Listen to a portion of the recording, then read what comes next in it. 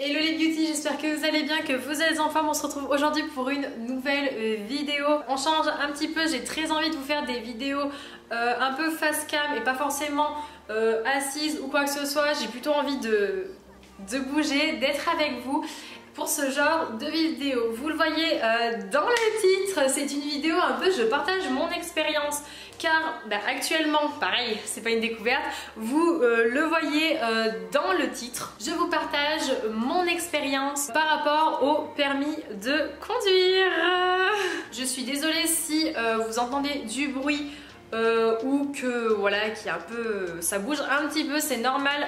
Là à l'heure actuelle, je cherche mon portable, il est dans mes fesses, c'est super. À l'heure actuelle, ouais, il est 5h30, donc c'est normal, il y a du monde. Alors, pour vous expliquer le pourquoi du comment, j'ai reçu ma lettre, parce que vous allez recevoir une lettre pour ceux qui pourraient se demander. On reçoit une lettre N48 ou je sais plus trop quoi, une lettre qui te dit que à telle date tu as fait telle infraction à tel moment. Et moi dans ma lettre il y a marqué, attention les yeux, il y a marqué que j'ai fait une infraction qui m'a coûté 3 points. J'étais en probatoire à ce moment là parce que ça fait 3 ans que j'ai le permis, le 27 août 2019, je répète, le 27 août 2019, on est en 2021. Donc voilà, déjà juste je reçois ça lundi. Et déjà je reçois ça dans la poste de là où j'habitais avant. Donc déjà j'ai trouvé ça super bizarre. Donc je vais voir ça, j'ouvre ça et tout. Déjà j'ai été surprise, je me suis dit oh mon dieu, t'as fait une connerie, mais laisse tomber. Surtout que c'est pas le moment financièrement. Enfin bref, voilà, j'étais un peu dans tous mes états. J'ai appelé mes parents pour savoir comment ça pouvait se passer, comment... Enfin voilà, j'étais un peu... j'étais pas bien dans ma tête du coup, sur le coup. Sur la feuille, c'est marqué que obligatoirement je dois faire un stage de récupération de points. Ça m'est jamais arrivé. On va dire, je suis toujours à l'extrémiste. Genre je perds peut-être un point ou justement je ne perds pas de points et je dois payer une amende. Donc je suis toujours un peu une extrémiste sur ce genre de choses. J'ai toujours juste chaud et c'est tout, ça va pas plus loin. Voilà, c'est un peu la fatalité. Je dois faire un stage de récupération de points et je vous jure, ça coûte super cher. Enfin il y en a, ils vont dire non ça va, c'est tranquille. J'ai quand même donné 275 €. Et encore c'est le moins cher parce que je pense que c'est un peu comme les billets de train, ils les bradent au plus près de la date, c'est le moins cher. Il y avait des prix, c'était aux alentours de 300 €. Donc comment vous dire que j'étais pas trop emballée à l'idée de payer 300 balles. À l'heure que je vous filme la vidéo, je suis revenue de ma première journée de stage. Et en fait dans ma tête je me suis dit mais pourquoi pas leur partager cette expérience, parce que c'est quelque chose qu'on n'a pas forcément envie de vivre. On n'a pas forcément envie de donner de l'argent et ni de son temps à ce genre de choses. Mais en fait, je me rends compte qu'on est quand même pas mal à faire ce genre de choses. On était 14, moi je m'attendais à ce qu'on soit genre peut-être quoi, 2 ou 3. Non, on était 14, ça m'a grave choquée. C'est sur 2 jours, au cas où peut-être qu'il y a des futures personnes qui ne voudraient pas y aller, au moins vous êtes au courant. 2 matinées, 2 après-midi. Donc le matin, on est arrivé à 8h15, paperasse, etc., etc. Tout le monde un peu avec son petit panneau, avec son prénom. J'avais l'impression d'être dans une réunion d'alcooliques anonymes. J'étais trop gênée. On s'est présenté, les 2 dames qui nous faisaient l'intervention, mais vraiment adorable. Il y a une psychologue et une autre dame qui intervient du coup dans ce genre de contexte là. Et du coup on s'est présenté, elle nous a fait un tableau avec marqué prénom, profession, les kilométrages que tu fais pendant toute ton année, et si par exemple tu es sujet plus à... pas dans le délit que tu as fait ou l'infraction que tu as fait, mais plus dans le fait que peut-être que tu picoles, peut-être que le fait que tu prennes des stupes, si tu es peut-être plus sujet à la vitesse comme moi par exemple, ou quoi que ce soit. Donc du coup se présenter. Tout le monde a fait son petit tour, j'ai fait également mon petit tour. Bonjour, je me présente, je suis Alizée. Je vous jure, j'avais trop l'impression d'être dans une réunion alcoolique anonyme, tout le monde te regarde, en plus il y a tout le monde qui est avec le masque, donc du coup t'as tous les yeux rivés sur toi. Bonjour, je suis Alizée, voilà ma profession, etc. etc. Je me suis trouvée pas trop mal comparée aux personnes qu'il y avait. Je me suis dit ça va, mon cas n'est pas trop grave comparé aux autres. c'était plutôt rassurant. Toute la matinée, ça nous a pris, bah ouais, toute la matinée pour se présenter, parce qu'on était quand même 14. Il y en a qui m'ont fait halluciner, voilà, je vous partage, je vous dis pas des noms, prénoms ou quoi que ce soit. On va dire que l'ensemble des personnes étaient là plus pour des excès de vitesse. Moi je sais que je fais des excès de vitesse, mais pas des trucs de fou. Là, le truc quoi je suis venue, c'est parce que j'étais 20 km/h au-dessus et j'avais reçu ma nouvelle voiture. Donc c'est un peu mon petit argument. Il y en a qui te sortent « Oh ben moi j'étais en probatoire ». Ok, jusque là ça va. Et j'étais à 190 km sur l'autoroute. Ok, voilà. Et l'autre à côté te dit « Ah mais moi j'étais à 190 ». Genre c'était un concours. À quel moment tu dis ça sereinement comme si c'était normal? En fait voilà, moi c'est plus ça qui m'a un petit peu gênée. Et des personnes qui étaient là mais qui ne savaient pas vraiment pourquoi, ou qui se sont fait avoir pour des choses qu'elles n'ont pas fait exprès. Il y en a une, il y a une personne, elle s'est fait avoir parce que sans faire exprès, elle a pris un sens interdit et malheureusement, il y avait les gendarmes derrière. Donc du coup, malheureusement, voilà. Il y a une petite mamie, elle m'a fait trop de la peine. Après, j'ai l'impression qu'elle assumait pleinement ce qu'elle faisait en fait. C'est ça, ça m'a un petit peu halluciné. Et prendre à des radars ou des choses comme ça, vraiment du classique. Pas mal de personnes, des commerciaux, des personnes qui conduisent toute la journée, des livraisons, des trucs comme ça. Donc voilà un petit peu qu'est-ce qu'il en ressort. Une heure de pause repas, tranquillou. Je me suis bien fait copine avec une fille, donc du coup ça va, ça passe beaucoup plus vite quand on s'entend bien avec tout le monde et qu'il y a un bon groupe, un bon dynamisme. Cet après-midi, on a fait, je dis pas des cas, mais ils nous ont fait voir des chiffres, des accidents, pourquoi, comment, je sais pas comment expliquer, mais en gros, comment s'engendre un accident, le comment du pourquoi, en gros, pourquoi il ne faut pas faire ce genre de choses, pourquoi il ne faut pas conduire vite, comment un accident se crée. Donc moi pour ma part c'était plutôt très intéressant, très enrichissant. J'avais l'impression d'être à l'école, ça fait très longtemps que je suis pas allée à l'école, donc du coup ça m'a fait un petit peu du bien dans tous les cas. Ce que j'ai halluciné, c'est qu'à un moment on nous a fait voir deux images. Une image où il y avait de la neige et une route sinueuse comme chez moi en Ardèche, donc moi pour moi c'est un classique. Et une autre route, vraiment une ligne droite, vraiment ligne droite, il n'y a personne sur les côtés, t'as une énorme visibilité. Franchement, tu peux être vraiment au taquet, parfait. Et en fait, elles nous ont demandé de 1 à 10 le niveau de danger, ce qu'on estime du niveau de danger. Et ensuite, le nombre de kilomètres/heure auquel on se verrait être sur ces routes. Donc moi, pour ma part, pour une route sinueuse et neigeuse, moi j'habite dans une région où il y a quand même de la neige. Je sais rouler sur la neige, j'en ai déjà vu, je sais comment c'est. Donc du coup, je crois que j'ai sorti un truc du genre avec la neige, risque peut-être quoi 6 ou 5, mais voilà, si la route elle est dégagée, tu peux rouler tranquillement à 50 voire 60 si tu es bon, mais pas plus, voilà. Pour la route, ligne droite, je sais qu'il faut être à 80, mais on a tous, je pense, un peu le pied lourd sur l'accélérateur. Hein. Si on a une belle voiture et qu'on a quelque chose qui envoie, on va dire t'es facilement à 100. En mon sens, t'es facilement à 100, t'as pas de radar, t'as personne qui t'embête, t'es facilement à 100. Je suis quelqu'un d'honnête et de transparent. Je dis, niveau de risque 2, 3, allez, parce qu'on sait jamais, il y a peut-être un chevreuil qui peut passer à tout moment. Vitesse 100, 110. Voilà, parce que bon c'est là où un peu sur ce quoi je me suis fait prendre et que je me suis permise. Les personnes qui se sont fait flasher à 180, qui n'ont plus leur permis, je précise, voilà, qu'on leur a retiré leur permis, ont osé dire risque presque 0 pour la neige et tranquillou 80. Pour la ligne droite, là je sais pas, je me dis mais il y a un souci à quelque part. Risque 0 et 220 km/h. Mais à quel moment tu oses dire ce genre de choses? À quel moment tu es réaliste devant tout le monde? Tu te dis non mais moi il n'y a pas de problème, je me vois très bien être à 200 km/h et tout au calme. À quel moment tu vas à 200 déjà?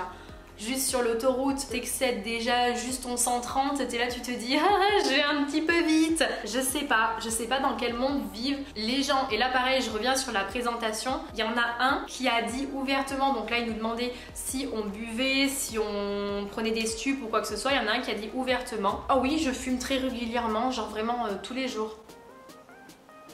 À quel moment tu dis ça ouvertement? Garde ça pour toi, c'est dangereux. Enfin, voilà pour cette première partie. Je trouvais ça plutôt intéressant de vous partager, de vous en faire part, parce que je pense ne pas être la seule à être dans ce genre de cas là, et qu'au final tu es là, tu te dis ça va, mon cas il est pas trop il est pas si terrible finalement, donc ça va, c'est rassurant. Mais bon, quand tu payes ça fait un petit peu mal au cul. Donc voilà pour cette première partie. Je pense n'avoir rien oublié, à moins qu'il y ait des choses qui me reviennent demain. Je vous en reparlerai demain dans une partie 2. Pour vous, ça sera dans 2 secondes.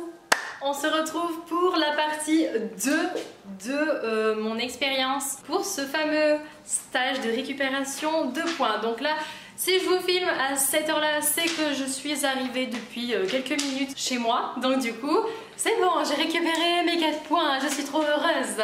En fait, au fur et à mesure de cette journée, je me suis dit, mais en fait, oui, il faut vraiment que je filme, il faut vraiment que je dise quelque chose, que je fasse un retour à vous, que je vous parle, parce que là, c'était vraiment trop tentant. Mais dites-vous que j'ai même préparé la vidéo, j'ai même vraiment, fait quelque chose, que bon, c'est vraiment que ça m'a un peu... pris là comme ça. Alors je suis désolée, je suis pas maquillée ou quoi que ce soit. J'y suis allée avec mes lunettes, mascara et basta. Je me suis pas non plus trop apprêtée, j'avais pas forcément l'envie. J'ai vraiment préparé et c'est ça qui me choque. Je vais revenir légèrement à la journée de hier. Donc en fait hier également, je trouvais ça intéressant également de vous en reparler. Il me semble pas vous l'avoir redit précédemment. Alors en gros hier également on a aussi parlé, vu que c'était une psychologue qui nous faisait le stage également, elle nous a parlé d'un grand vase, et que en gros ce genre de choses qui nous arrivent, les accidents et tout, c'est aussi une manière de dire que c'est la goutte de trop et qu'il y a des choses qu'il faut éliminer. Donc là comme si on versait le vase. Donc en gros moi ce que je ressens c'est que notre environnement fait aussi que l'on crée ce genre de choses également. Donc voilà, il y a eu ça. Et aujourd'hui la journée 2, on a surtout abordé l'histoire du téléphone.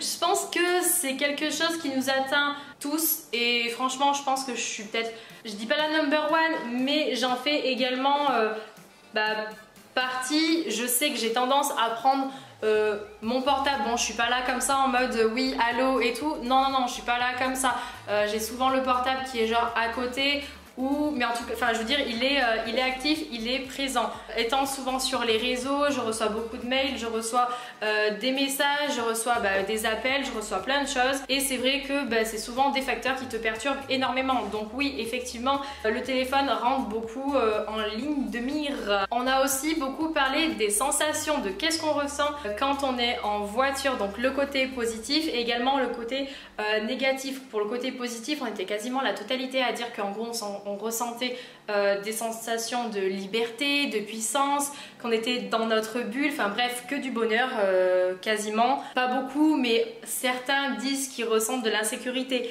Mais bon, voilà. Et le côté négatif, c'est forcément...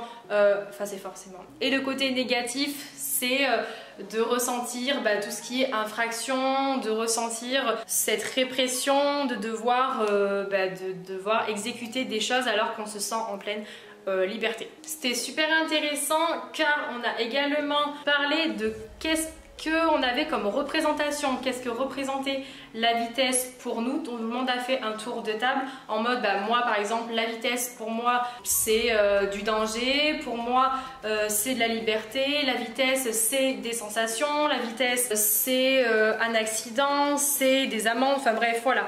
Du côté de la vitesse, donc la vitesse était plus associée au plaisir, alors que tout ce qui était infraction était plus associé à tout ce qui était plus au niveau des conséquences. Donc une infraction était égale au danger. Voilà. Je vous explique un peu ce qui ce qui s'est dit, ce qui en est ressorti et moi ce que j'ai pris en note, hein, ce que j'ai peut-être pas tout juste, mais voilà, moi du moins c'est vraiment mon ressenti sur la chose. Si vous en êtes arrivé jusque là, je vous le redis, n'hésitez pas à vous abonner à la chaîne, on est de plus en plus, c'est trop cool. N'hésitez pas également à mettre des petits commentaires, j'aime bien avoir ce genre de retour, je trouve ça important et j'ai très envie de me diversifier dans mes vidéos car le make-up c'est cool mais ça coûte une blinde, donc clairement continuer à faire des vidéos make-up en ce moment c'est un peu la galère parce que je ne peux pas tout acheter. J'essaie de vous faire des make-up avec ce que j'ai mais forcément ça intéresse pas tout le monde, donc j'essaye de me diversifier un petit peu. N'hésitez pas à me dire si ça vous plaît en commentaire et on continue cette vidéo. Pour continuer sur les représentations, on avait également la représentation de l'alcool. Alors là c'était trop chelou parce que je sais pas si c'est l'effet du stage mais tout le monde était là à dire que l'alcool était représentative.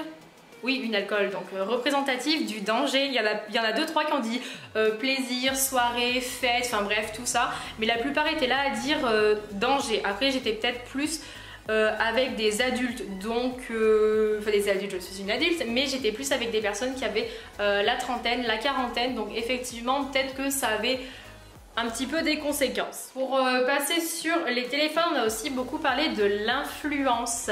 L'influence, c'est vraiment ce qui nous entoure aujourd'hui. Là, vous voyez, je vous parle, je vous exprime ce que j'ai ressenti, comment ça s'est passé ou quoi. Autant vous allez voir cette vidéo, vous allez vous dire ah ok, si un jour je fais ce genre de stage ou quoi que ce soit, je vais être à l'aise parce que Alizée nous aura parlé de son expérience, du coup je vais arriver un peu plus serein. Je vous aurai influencé dans le fait d'être un peu mieux et de moins être stressé. On vous influence aussi, pas forcément moi, mais d'autres par exemple sur le make-up. On vous influence à acheter du make-up, à vous faire voir plein de belles choses, du coup ça vous donne forcément envie. Sur la route, c'est exactement la même chose, on vous influence. Donc voilà, on vous influence sur les types de comportements, on vous influence sur telle chose, donc voilà, on a parlé un petit peu de tout ça, tout ce qui est rentré un peu en ligne de mire. Bon, c'était pas trop intéressant, mais moi, enfin, j'étais pas trop là-dedans non plus. Mais on a également fait un peu des maths.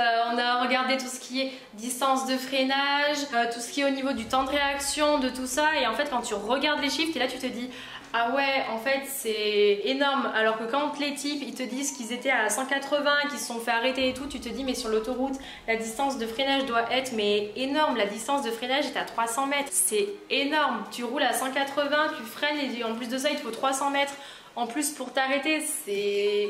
Ouais, c'est excessif. Alors toi avec ton petit 110 tu te dis bon ça va, mais bon c'est voilà, c'est pas mieux. Donc voilà un petit peu pour aujourd'hui. Je vais pas vous en dire plus parce que moi du moins c'est ce que j'ai ressenti lors de ces 2 jours. Je pense que ces stages c'est pas pour vous engueuler ou pour vous dire, enfin si, parce que vous avez payé, enfin vous savez très bien que vous avez fait une connerie, mais je pense surtout c'est pour prendre, mais je pense que c'est surtout un peu vous faire prendre conscience des choses, du risque, ce que vous encourez.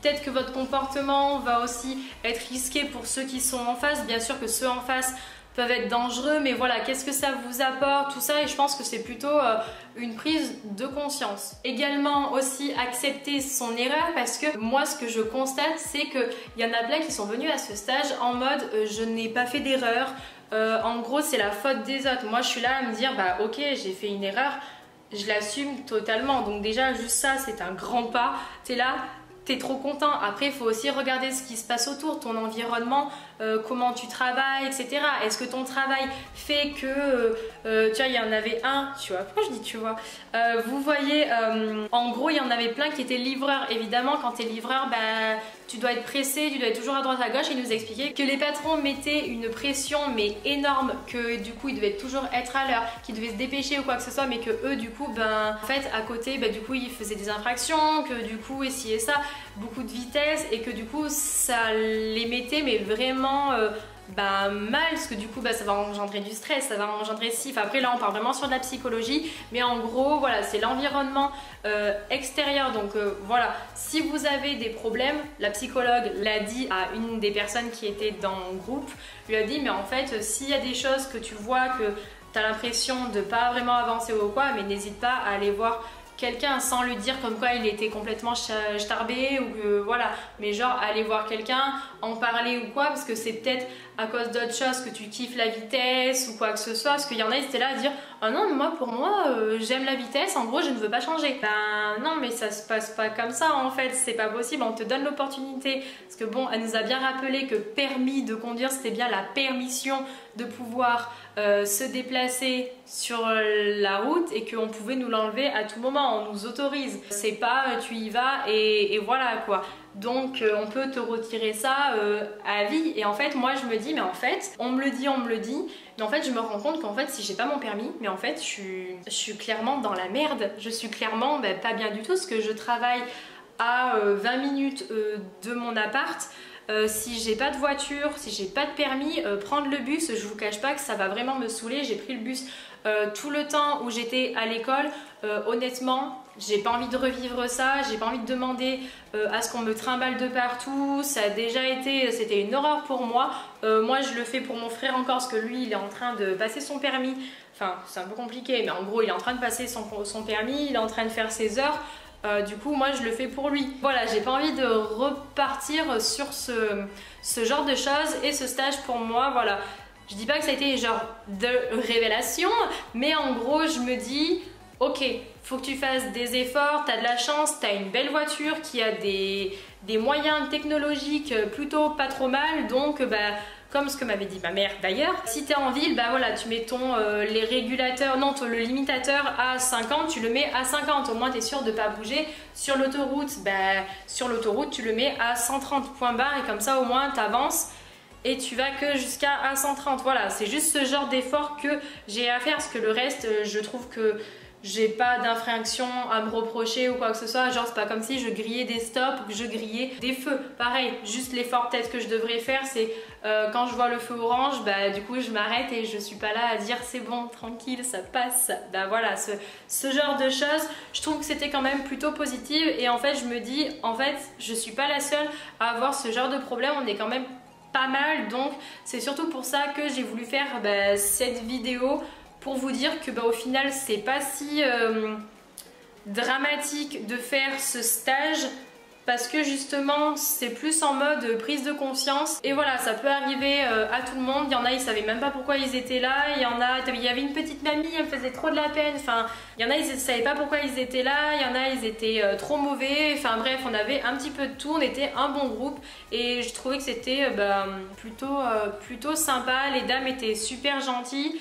Et honnêtement, ça donne pas envie d'y retourner parce que ça coûte une blinde. Enfin pour moi perso, je trouve que ça coûte une blinde. Mais voilà, je trouve que ça fait du bien et ça fait cogiter. J'en ai fini pour cette vidéo, mon expérience dans un stage de permis de conduire. J'espère n'avoir à jamais à vous refaire ce genre de vidéo.